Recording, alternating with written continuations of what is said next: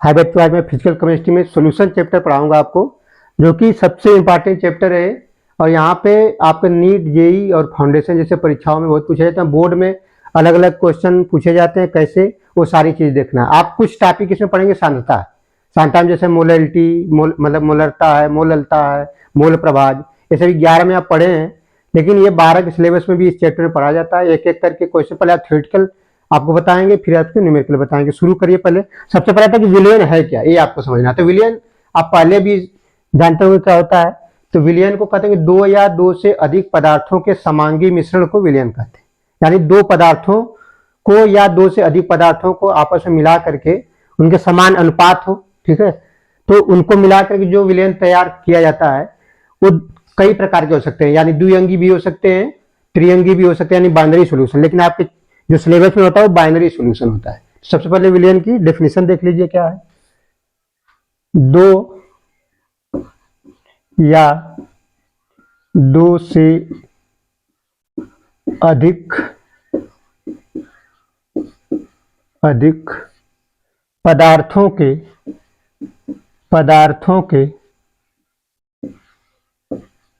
परमाणुओं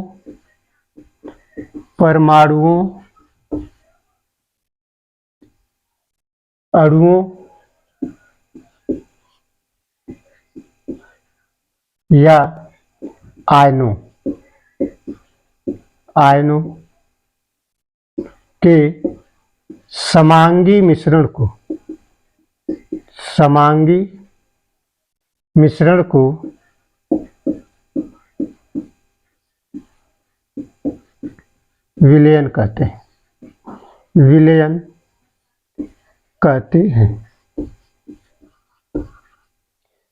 देखिए यहाँ पे जो डिफिनेशन लिखा है कि दो या दो से अधिक पदार्थों के परमाणुओं, अणुओं और आयनों के समांगी मिश्रण को विलयन कहते हैं। आप हो सकता है ये न भी लिखे, बहुत ज्यादातर आप देखेंगे किताबों में दिखा जाएगा आपको कि दो या दो से अधिक पदार्थों के समांगी मिश्रण को, वो भी सही है। लेकिन अभी जब ये चीज में जो मैं लिखा हूं, अभी जब आप पढ़ेंगे अणुसंख्यक गुण यानी कोलिगेटिव प्रॉपर्टी, तो ये चीजें बहुत और अच्छा आपको क्लियर हो जाएगा कि इसका मतलब क्या है। यानी कि आयन क्या होते हैं, परमाणु क्या होते हैं, कैसे मिश्रण होते हैं। तो आपको आगे चल के और अच्छा, मतलब ये सबसे बेहतर परिभाषा है विलयन की।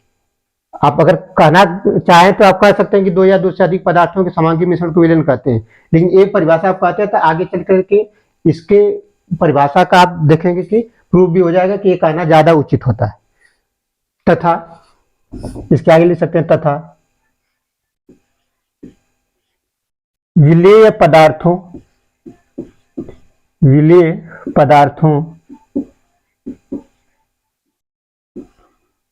के घुलनशीलता, विलेय पदार्थों की मात्रा की विलेय पदार्थों के मात्रा की घुलनशीलता के आधार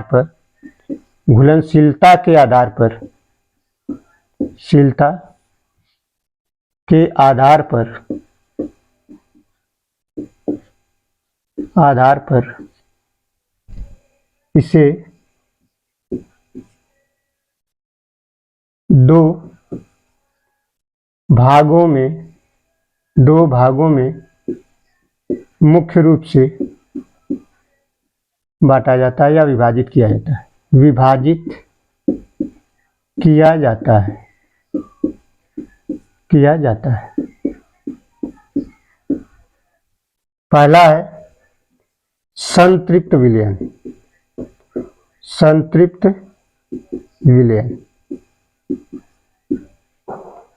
इसको बोलते हैं सैचुरेटेड सॉल्यूशन।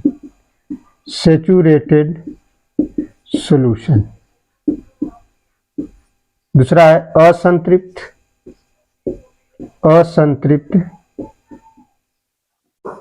विलयन। इसको कहते हैं अनसैचुरेटेड सॉल्यूशन।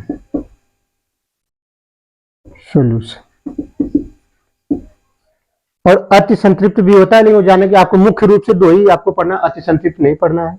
और ये पुराने आप देखेंगे कि संतृप्त आप पिछले क्लासों में भी आप पढ़ चुके हैं। आपसे इंटर लेवल पर इसकी परिभाषा नहीं पूछा, लेकिन इसमें आता है कि कंसेप्ट क्या है, सैचुरेटेड सॉल्यूशन असैचुरेटेड, आपको आना चाहिए केवल।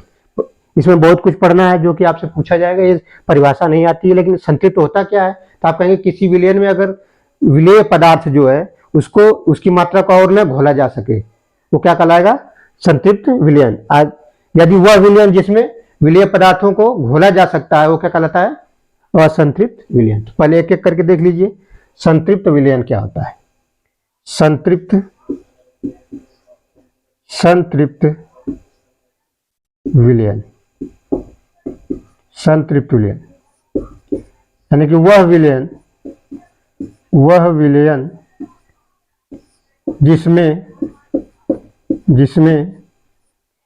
विलेय पदार्थों को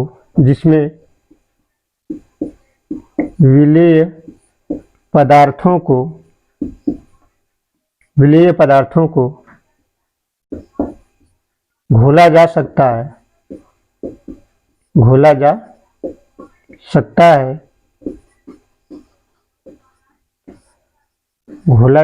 है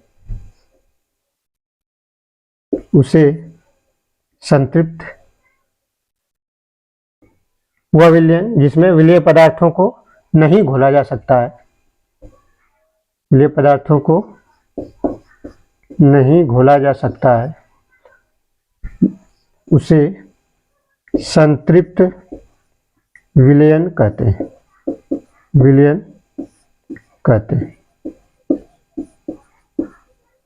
दूसरा है असंतृप्त विलयन, असंतृप्त विलयन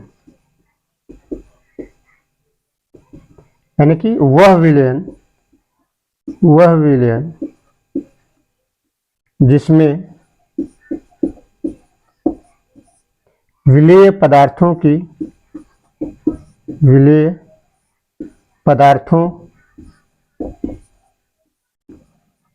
को घोला जा सकता है, उसे असंतृप्त विलयन कहते हैं, उसे असंतृप्त विलयन कहते हैं। तो विलयन में आप देखेंगे, अगला पॉइंट लिख सकते हैं यहाँ पे कि संतृप्त विलयन क्या है, असंतृप्त विलयन क्या है, और दूसरा पॉइंट लिखेंगे कि किसी विलयन में मुख्य रूप से दो घटक होते हैं, पहला है विलेय, दूसरा है विलायक। इसको बोलते हैं सॉल्वेंट, इसको बोलते हैं सोल्यूट। तो विलेय विलायक यानी कोई विलयन अगर बनता है तो विलेय और विलायक के मिलने से, यानी दो घटक क्या है, इसमें क्या लिखा है, किसी विलयन में मुख्य रूप से दो घटक है। दो घटक कौन कौन से, विलेय और विलायक जो होते हैं, यही मिल करके विलयन का निर्माण करेंगे। विलयन में जिसकी मात्रा कम होती है वो विलेय कहलाता है, जिसकी मात्रा अधिक होती है वो विलायक कहलाता है। तो ये चीज यहां लिख सकते हैं कि वह पदार्थ जिसकी मात्रा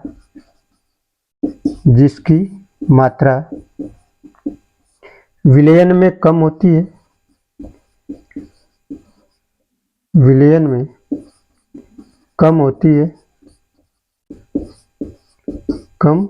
है, उसे विलेय कहते हैं।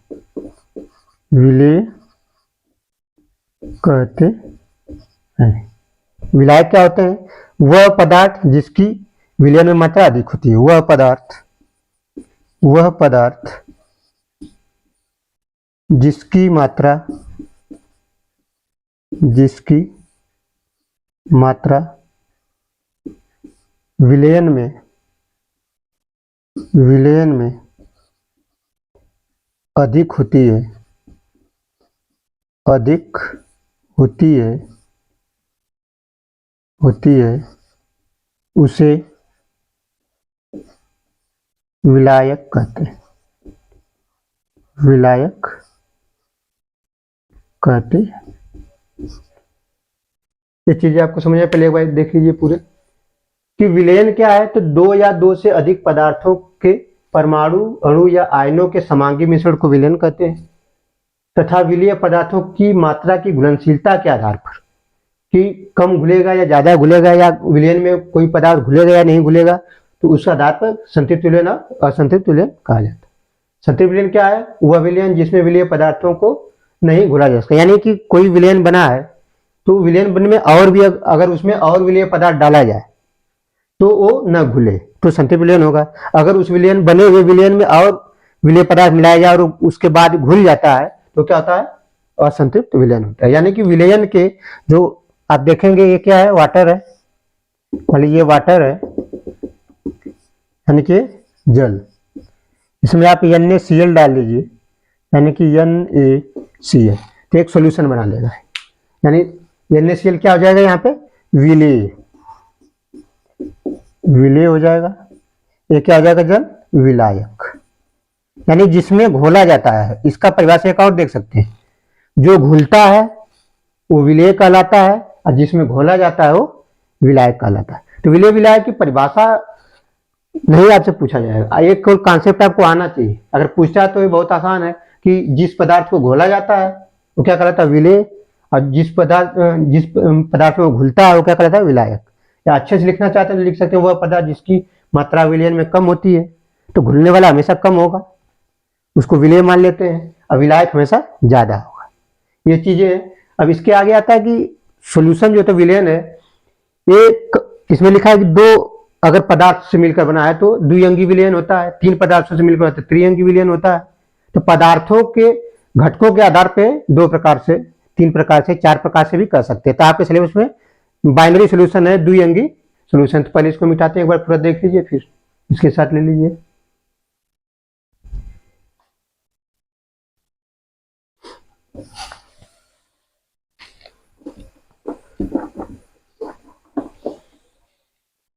इसमें क्वेश्चन मेन शुरू होगा आपका सांद्रता से। ये सब केवल बेसिक डेफिनेशन है जो कि आपसे पूछा जा सकता है, लेकिन इसमें इतने अच्छे अच्छे क्वेश्चन बनते हैं कि ये सब आने की संभावना बहुत कम रहती है। लेकिन ये पता नहीं रहेगा तो आगे आपको समझने में दिक्कत होगी, इसलिए बताया जा रहा है स्टेप बाय स्टेप। तो सबसे पहले आप देखेंगे कि द्विअंगी सॉल्यूशन क्या होता है और त्रिअंगी सॉल्यूशन क्या होता है। यानी कि विलयन को आप देखेंगे, इसमें विलयन,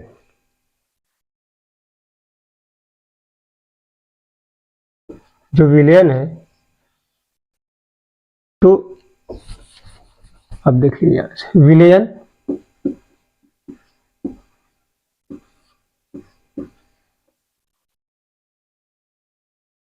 मुख्य रूप से होता है द्विअंगी विलयन, द्विअंगी विलयन, और दूसरा हो जाएगा त्रिअंगी विलयन, त्रिअंगी विलयन। ये किसके आधार पर है? एक कंपोनेंट के आधार पर, यानी कि जिससे विलयन बनता है, दो घटक होंगे, तीन घटक, मतलब घटकों के आधार पर विलयन दो प्रकार के। क्या कहेंगे आप? ये घटकों के आधार पर है, यानी आप कह सकते हैं कि घटकों के आधार पर विलयन कितने प्रकार के होते हैं? दो प्रकार के हैं। अगर किसी विलयन में दो घटक मिलकर के, दो अवयव मिलकर के कोई विलयन बना रहे हैं तो द्विअंगी होगा, तीन मिलकर बना रहे होंगे तो त्रिअंगी होगा। तो आपके सिलेबस में द्विअंगी पढ़ना है, आपको जो भी पढ़ना होगा, आगे नियम होगा, जो भी होगा द्विअंगी। तो यानी आप इसको क्या कर सकते हैं? इसको बोलते हैं बाइनरी सॉल्यूशन। आपसे परिभाषा पूछ लेता कि बाइनरी सॉल्यूशन क्या है, ये आपके सिलेबस में है नहीं, लेकिन फिर भी जानना जरूरी है। Ternary solution, ternary solution. अगर आपको चार पदार्थ मिल गए तो उसको क्वाटरनरी बोल देंगे, यानी कि बढ़ता जाएगा, लेकिन आपका सिलेबस क्या है? बाइनरी। तो यहाँ सबसे पहले हम बाइनरी की बात करेंगे, केवल अंगी विलयन, या इसको क्या बोलते हैं, बाइनरी। यही आपके इसलिए पूरा चैप्टर जो विलयन शुरू हुआ है, इसी विलयन, इसी प्रकार के विलयन पर आपको पढ़ना है सारी चीजें, इसी के रिस्पेक्ट में। सॉल्यूशन यानी क्या कहेंगे, बाई का मतलब होता है दो, या द्वि लिखा भी है तो यानी कि दो पदार्थों से या दो घटकों से मिलकर बने हुए विलयन को क्या बोलेंगे हम, बाइनरी सॉल्यूशन बोलेंगे। इसको क्या कह देंगे, दो घटकों से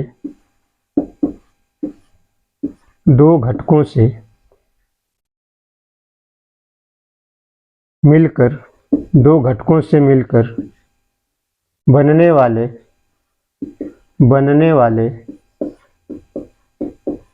विलयन को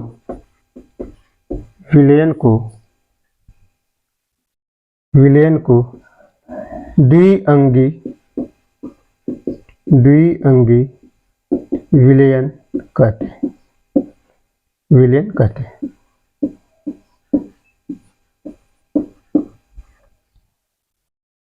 कुछ छोटी छोटी परिभाषा थी कि तनु विलयन क्या होता है, सांद्र विलयन क्या होता है, तो वो सब छोटी छोटी परिभाषा है, उसकी जरूरत नहीं है आपको। मेन जो है आपको यही देखना है कि बाइनरी सॉल्यूशन क्या है, द्विअंगी सॉल्यूशन क्या होता है। अब आगे पढ़ना आपको सांद्रता, मेन यहाँ से शुरू होगा आपको, जो कि पूछे जाते हैं क्वेश्चन यहीं से शुरू होगा। इसकी परिभाषा आपसे पूछी जाती है, इसलिए इसको लिखवा दिए हैं। टर्नरी में क्या लिखेंगे कि तीन घटकों के से मिलकर के बनने वाले विलयन को टर्नरी या त्रिअंगी विलयन कहते हैं। तो इस सिलेबस में ही नहीं है तो इसको लिखने की जरूरत नहीं। अब आप देखेंगे सांद्रता क्या होता है, यही क्वेश्चन आपका शुरू होगा, चाहे नीट हो चाहे जेई। ये 11 के सिलेबस में भी है, सांद्रता कुछ आप पढ़े होंगे, लेकिन यहाँ पर मैं बताऊंगा क्योंकि ये मान कर चल रहा हूँ कि हो सकता है कि सब लोगों को क्लियर ना हो। सांद्रता, यहाँ से थ्योरेटिकल क्वेश्चन, न्यूमेरिकल सब आता है। सबसे पहले सांद्रता होती क्या है इसको जानना जरूरी है। सांद्रता ऐसे बोलते हैं कंसंट्रेशन,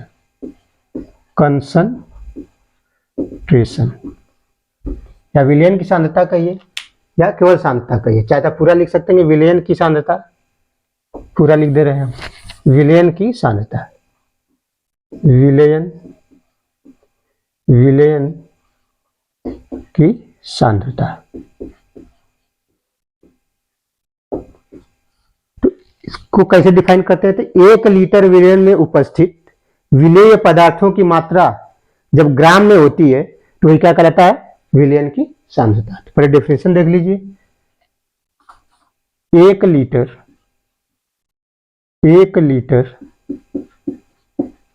विलयन में 1 लीटर विलयन में उपस्थित विलेय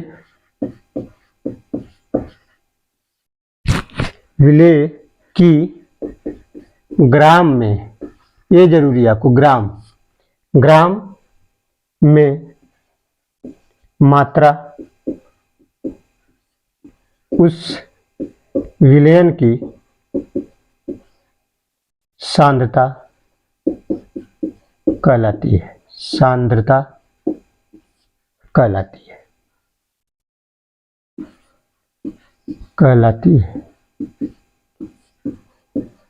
तथा इसे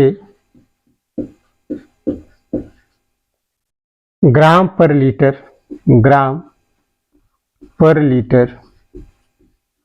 में व्यक्त करते हैं,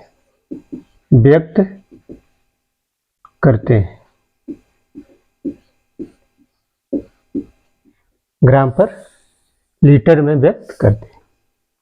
यानी कि आप ये कह सकते हैं कि विलयन की सांद्रता क्या है, तो 1 लीटर में उपस्थित जो घुलने वाला पदार्थ होता है उसकी ग्राम में जो मात्रा होगी वही क्या कहलाता है, विलयन की सांद्रता कहलाता है। और सांद्रता विभिन्न प्रकार की होती है। तो आप दूसरा पॉइंट लिखेंगे, विलयन की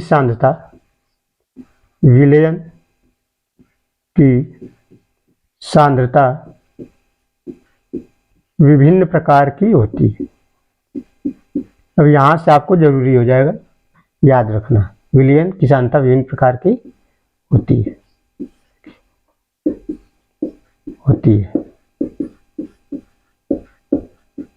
जैसे देखिए यहाँ पे हम जैसे कह रहे हैं ऐसे आप लिखेंगे तो कोई क्वेश्चन आपका गलत नहीं होगा। तो पहले आप सांद्रता लिख दीजिए, यहाँ पे ऐसे बना लीजिए।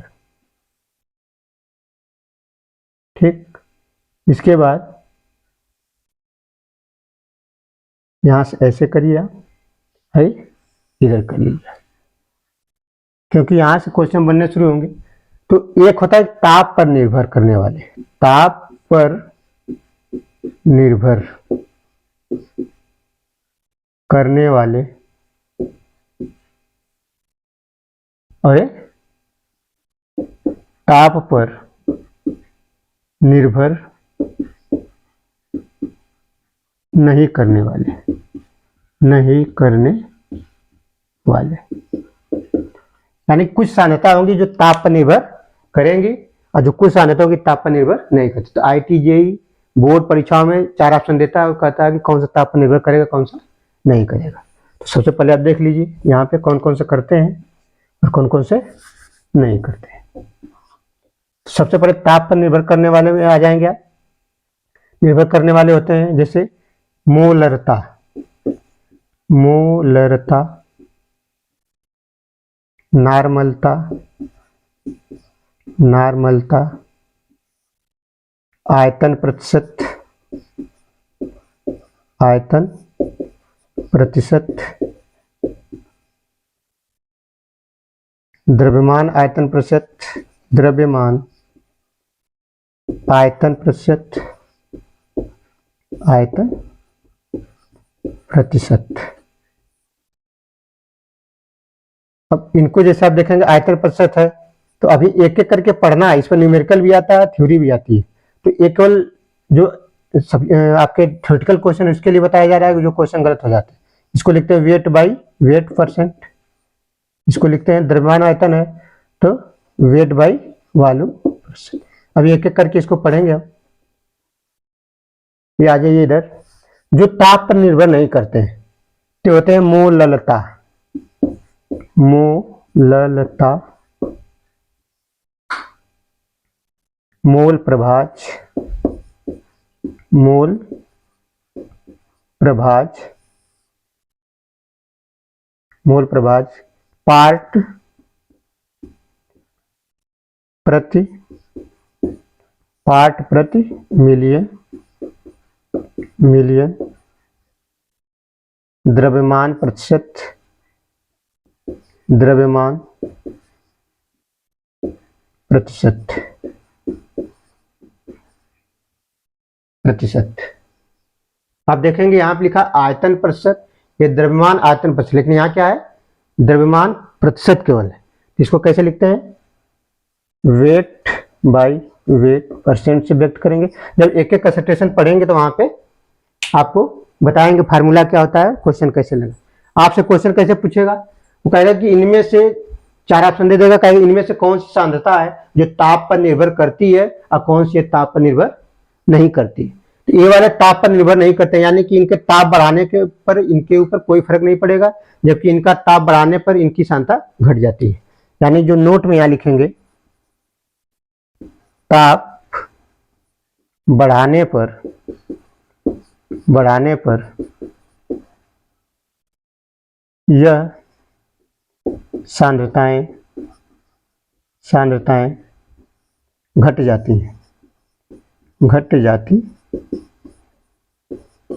यानी ये आपको याद रखना है। यानी कि आपसे कह देगा कि बताइए, नॉर्मली क्वेश्चन में आपको देखिए मोललता है, मोलरता है, तो मोलरता ताप पर निर्भर करता है, जबकि मोललता ताप पर निर्भर नहीं करता, मोल प्रभाज नहीं करता, पार्ट पर मिलियन नहीं करता है, द्रव्यमान प्रतिशत नहीं करता है। लेकिन ये वाला नाम देखिए और ये नाम जो है कि मिलते जुलते हैं, द्रव्यमान आयतन प्रतिशत। तो वहाँ कन्फ्यूजन जो IIT-JEE या नीट का पेपर या बोर्ड का है, वो क्वेश्चन आपसे बहुत अच्छे पूछे जाते हैं कि इनमें से कौन सा ताप पर निर्भर करेगा, यानी करेगा कि इनमें से, या क्वेश्चन का लैंग्वेज चेंज कर देगा कि इनमें से कौन सी सांद्रता है जो ताप बढ़ाने में घटेगी। तो इनमें से इसका कोई फर्क, चाहे बढ़ाइए चाहे घटाइए, यहाँ पे ताप बढ़ाएंगे तो क्या होगा, ताप बढ़ाने पर सांद्रताएं घट जाती है। इसके बाद एक एक करके इनके बारे में न्यूमेरिकल और इनका सूत्र क्या होता है ये भी आपको जानना है। वही सवाल वो भी आते हैं, लेकिन थ्योरेटिकली बहुत कम लोग बताते हैं, और ये जब आता है JEE और नीट में या बोर्ड में तो कहते हैं कि क्वेश्चन कहाँ से आ गया। इसके बाद इनके बारे में एक एक करके पढ़ेंगे नेक्स्ट वीडियो में। थैंक यू, धन्यवाद।